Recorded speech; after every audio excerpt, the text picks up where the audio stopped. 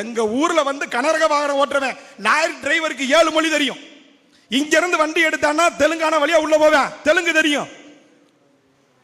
ஆந்திரா வழியா உள்ள போவேன், அவனுக்கு தெலுங்கு தெரியும். கன்னடத்துக்குள்ள போய் சரக்கு இறக்குவேன், அவனுக்கு கன்னடம் தெரியும். அங்க இருந்து நேர வண்டி எடுத்தான்னா மராட்டி தெரியும்.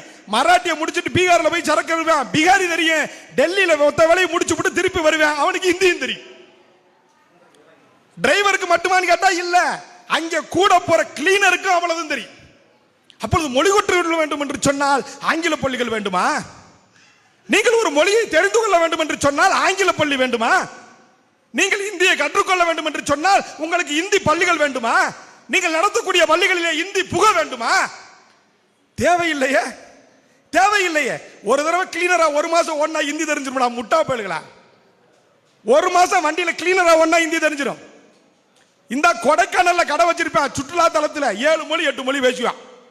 கன்னியாகுமரியில் கடை வச்சிருக்க போய் பாரு, 4-5 மொழி பேசுவேன். ஊசி வாசி விற்கிற கூட்டத்துக்கு 5-6 மொழி தெரியும்டா. எந்த பள்ளிக்கூடத்தில் போய் படிச்சான்?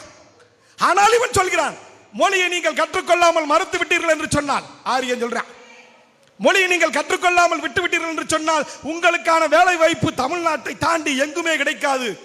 தமிழ் கத்துக்கிட்டாடா இந்திக்காரன் வர்றான் சொல்றாங்க. பானிபூரி விற்கிறவன், பானிபூரி விற்கிறவன் மட்டுமல்ல, மத்திய அரசு அலுவலகங்கள் அத்தனையிலும் இந்திக்காரன் இருக்கிறான். அவன் தமிழ் கற்றுக்கொள்ளவில்லை.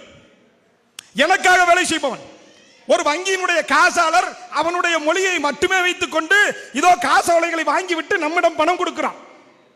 அவன் இங்கு உணர்ந்து கொண்டு தமிழை கற்றுக்கொண்டு தமிழ்நாட்டில் வேலை செய்யவில்லை. ஆனால் நான் மட்டும் போகாத ஊருக்கு வழிதாடி அலைவதை போல் மொழியை எங்களிடத்தில் படி படி படி என்று சொன்னால் நாங்கள் எப்படி ஏற்றுக்கொள்வது? இதற்கு சரியான தலைவர்கள் இல்லை.